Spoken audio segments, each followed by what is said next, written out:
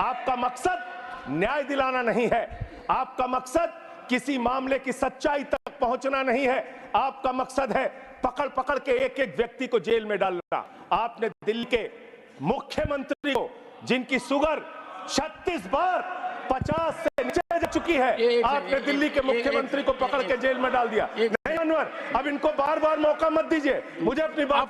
आप वो लोग हैं जिन्होंने भारत के तत्कालीन राष्ट्रपति श्री रामनाथ कोविंद जी को प्रभु श्री राम के मंदिर के शिलान्यास में नहीं बुलाया। आप वो लोग हैं जिन्होंने मौजूदा राष्ट्रपति श्रीमती द्रौपदी मुर्मू जी को राम मंदिर के उद्घाटन में नहीं बुलाया। आप दलितों से, पिछड़ों से, आदिवासियों से, अल्पसंख्यकों से, मुसलमानों से नफरत करने का काम।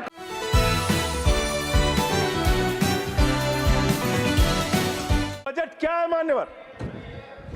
पूरे देश को पता चलना चाहिए कि भारत माता की सेना रक्षा के लिए जो बजट आता है, उस बजट में कटौती करने का काम किया गया। 9.6% से घटाकर 9.43% किया गया। भारत का अन्नदाता किसान, जो अपने खून पसीने से देश को चलाने का काम करता है मान्यवर, उसका बजट, कृषि का बजट 3.2% से घटाकर 3.15% किया गया। स्वास्थ्य का बजट, हिंदुस्तान 144 करोड़ लोगों का देश है मान्यवर, लेकिन बड़े अफसोस के साथ कहना पड़ रहा है कि स्वास्थ्य का बजट 1.97% से घटाकर 1.85% किया गया। ट्रांसपोर्ट का बजट 11.48% से घटाकर 11.28% किया गया। पेंशन, जहां एक तरफ पुरानी पेंशन की बहाली की मांग हो रही है, लाखों कर्मचारी सड़क पर हैं और मांग करते हैं कि पुरानी पेंशन बहाल किया जाए, इस सरकार ने पेंशन का बजट 5.20% से घटाकर 5.04% करने का काम किया। एनर्जी का बजट 2.10% से घटाकर 1.42% करने का काम किया। वैज्ञानिक विभाग का बजट 0.7% से घटाकर 0.6% करने का काम किया। फूड सब्सिडी का बजट 4.38% से घटाकर 4.25% करने का काम किया। नॉर्थ ईस्ट के विकास का बजट, मणिपुर की तो चर्चा आपने नहीं की, लेकिन नॉर्थ ईस्ट के विकास का बजट आपने 0.13% से घटाकर 0.12% करने का काम किया। सामाजिक कल्याण, जिसमें आपका बिल्कुल यकीन नहीं है, उसका भी बजट आपने घटाया, 1.22% से घटाकर 1.17% करने का काम किया। आपने फर्टिलाइजर का, खाद का बजट 3.88 से घटाकर 3.4% करने का काम किया और फूड सब्सिडी आपने घटाने का काम किया। यह है आपके विकसित भारत के खोखले बजट की सच्चाई। हर वर्ग को आपने चोट पहुंचाने का काम किया मान्यवर। आप कहते हैं आप दुनिया की 5वीं बड़ी अर्थव्यवस्था है, 5वीं बड़ी अर्थव्यवस्था है। अरे ये तो सच्चाई बताइए कि ये 5वीं बड़ी अर्थव्यवस्था किसके लिए है? आपने चंद पूंजीपतियों का 16 लाख करोड़ रुपए माफ किया, ये इस देश की सच्चाई है। आपने 16 लाख करोड़ रुपए पूंजीपतियों का माफ किया। आपने 14 देश के प्रधानमंत्रियों ने जितना कर्जा लिया, उससे दोगुना कर्जा अकेले आपकी सरकार ने लिया। आपने 150 लाख करोड़ रुपए कर्जा लेने का काम किया, देश को कर्ज में डुबाने का काम किया। मान्यवर, मैं बताना चाहता हूं इस सरकार से किन किन वर्गों को उम्मीद थी। इस सरकार से उम्मीद थी देश के अन्नदाता किसानों को कि आप एमएसपी दोगुना करेंगे। आपने एमएसपी दोगुना नहीं की, आपने किसानों की फूड सब्सिडी का काटने का काम किया, फर्टिलाइजर सब्सिडी काटने का काम किया, कृषि क्षेत्र को देने वाले बजट को खत्म करने का काम किया। बेरोजगारों को उम्मीद थी, 10 साल में आपने कहा था मान्यवर 20 करोड़ नौकरियां देंगे, 20 करोड़ नौकरियां आपने नहीं दी। फिर नौजवानों ने कहा नौकरी दो, नौकरी दो। फिर आपने कहा पकौड़ा तल लो, पकौड़ा तल लो। फिर आपने कहा पान की दुकान लगा लो, पान की दुकान लगा लो। फिर आपने कहा 4 साल की नौकरी कर लो सेना में, 4 साल की नौकरी। मैं मान्यवर आपके माध्यम से भारत के प्रधानमंत्री से बड़ी विनम्रता पूर्वक पूछना चाहता हूं, देश के प्रधानमंत्री को 73 साल की उम्र में तीसरी बार प्रधानमंत्री बनना है, लेकिन किसान का बेटा नौजवान सेना में 4 साल की नौकरी करेगा, ये भेदभाव क्यों है? मैं पूछना चाहता हूं मान्यवर, आपके माध्यम से इस सरकार से जानना चाहता हूं, अगली योजना क्या आएगी आपकी? आप कह रहे हो इंटर्नशिप योजना, ट्रेनिंग योजना, 5,000 रुपए की ट्रेनिंग ले लो, 5,000 रुपए की ट्रेनिंग ले लो। मान्यवर 5,000 रुपए की ट्रेनिंग 500 बड़ी कंपनियों में आप देंगे, मुझे भारत की 100 कंपनियां आप बता दीजिए जिसमें एक कंपनी में आप 4,000 ट्रेनी रख सकते हैं। एक कंपनी बता दीजिए जिसमें आप 4,000 प्रशिक्षु आप रख सकते हैं ट्रेनिंग के तौर पे। ये भी आपका आंकड़ा सिर्फ एक जुमला है, इसके अलावा कुछ नहीं है। आज अब मुझे लगता है एक ही योजना बाकी रह गई है मान्यवर, वो योजना है कि हमारी भारत की सरकार, आदरणीय नरेंद्र मोदी जी की सरकार अगली योजना लेके आएगी कि इस देश के नौजवानों को मुफ्त में 5 करोड़ कटोरा बांटा जाएगा। भीख मांगो योजना, भीख मांगो योजना लाने का काम ये लोग करेंगे।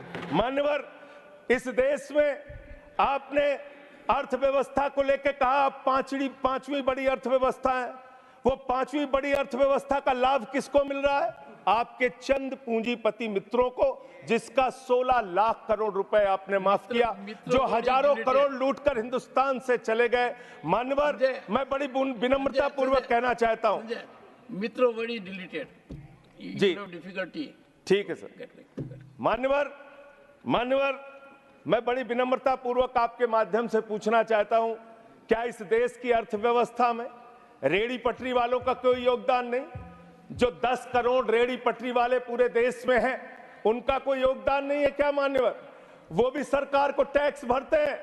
आपकी सरकार उनको भी फूटी आंख से देखना नहीं चाहती। आपने रेहड़ी पटरी वालों को कहा अपने नाम के आगे नेम प्लेट लगाओ, अपने नाम के आगे नेम प्लेट लगाओ। हिंदू हो कि मुसलमान, दलित हो कि पीछे, आदिवासी हो, क्या हो ये बताओ। मैं पूछना चाहता हूं आपके माध्यम से सरकार के कहना चाहता हूं मान्यवर, अगर नेम प्लेट लगवाना है तो लगवाइए गले में नेम प्लेट, नीरव मोदी के गले में नेम प्लेट लगवाइए कि 20,000 करोड़ रुपए हिंदुस्तान का वो बाकी है। लगवाइए नेम प्लेट, 10,000 करोड़ रुपए विजय माल्या हिंदुस्तान का बाकी है। लगवाइए नेम प्लेट गले में ललित मोदी के कि 3,000 करोड़ रुपए हिंदुस्तान का लूट के भाग गया। लगवाइए नेम प्लेट मान्यवर। मैं कहना चाहता हूं नितिन संदेशरा के कि वो 6,000 करोड़ रुपए हिंदुस्तान का लूट के भाग गया। लगवाइए नेम प्लेट अडानी के कि 2.5 लाख करोड़ रुपए का कर्जा आपने एक आदमी को दे रखा है।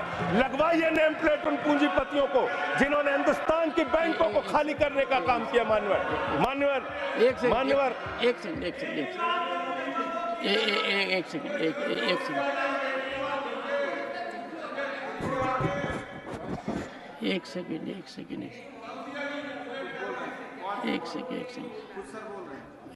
Honorable member, and you are a senior person.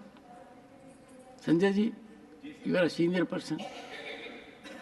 धारा प्रवाह में आप काफी कुछ कह गए फिगर्स के बारे में, बाकी तो you can make your point, no difficulty about it. One second. So the figures which you have given, you will have tough time in proving them, because these have been taken in stride. So all that will be deleted, and we will, unless you have real, factually firmed up material, use a name. Make your point. ठीक है sir, ठीक है sir, thank you sir, make your point. Thank you sir. मानवर मैं तो ये कहना चाह रहा था आपके माध्यम से कि इस तरह के काम देश के अंदर नहीं होने चाहिए। भारत एक धर्मनिरपेक्ष राष्ट्र है और हम जानते हैं अपनी सामाजिक व्यवस्था में, मैं जानता हूं इनके मन में दर्द होगा मान्यवर, अभी चुनाव हारे हैं ये उत्तर प्रदेश में, तो वहां पर अगर कोई बोर्ड लगाएगा जाटव ढाबा, एक सेकंड, जाटव ढाबा कोई लगाएगा कोई अपने ढाबे के आगे अगर वाल्मीकि ढाबा लिखेगा तो आप लोग उसके यहाँ खाने नहीं जाओगे। मैं जानता हूं आपकी मानसिकता। आप वो लोग हैं जिन्होंने भारत के तत्कालीन राष्ट्रपति श्री रामनाथ कोविंद जी को प्रभु श्री राम के मंदिर के शिलान्यास में नहीं बुलाया। आप वो लोग हैं जिन्होंने मौजूदा राष्ट्रपति श्रीमती द्रौपदी मुर्मू जी को राम मंदिर के उद्घाटन में नहीं बुलाया। आप दलितों से, पिछड़ों से, आदिवासियों से, अल्पसंख्यकों से, मुसलमानों से नफरत करने का काम करते हैं। ये आपकी सच्चाई है। इसलिए नेम प्लेट मत लगवाइए। नेम प्लेट लगवाना है तो जिन्होंने देश की बैंकों को लूटा है उनका नेम प्लेट लगवाइए। और मान्यवर, मैं आपसे, आपके माध्यम से इस सरकार से कहना चाहता हूं, इनका बजट पढ़ रहा था मान्यवर, जेलों को भी इन्होंने कम बजट दिया।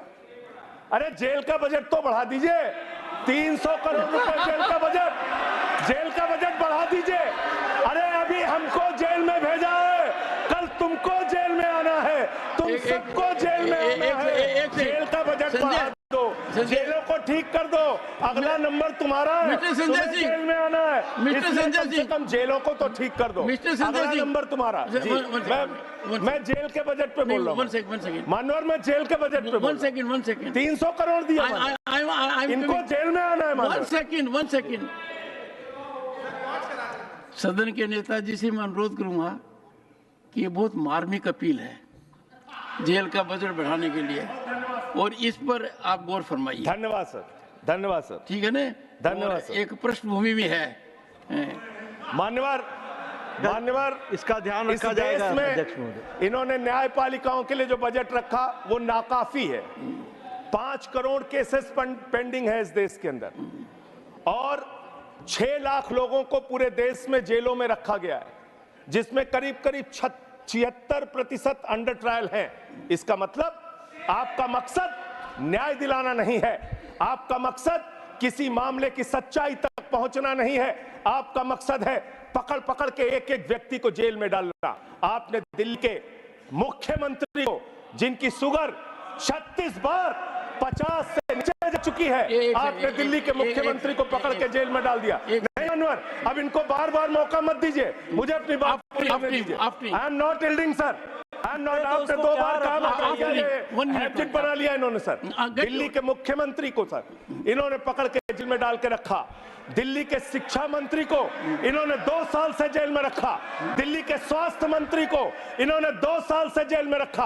आप एक एक विपक्ष के नेता को पकड़ पकड़ के जेल में डालते हैं। हेमंत सोरेन को मुख्यमंत्री को जेल में आपने रखा, संजय रावत को जेल में रखा, अनिल देशमुख को जेल में रखा, सबको पकड़ पकड़ के आप जेल में रखते हैं। बंगाल के 3 मंत्रियों को आपने पकड़ के जेल में रखा। आपका मकसद ट्रायल कराना नहीं, न्याय दिलाना नहीं, आपका मकसद हम लोगों को पकड़ के जेल में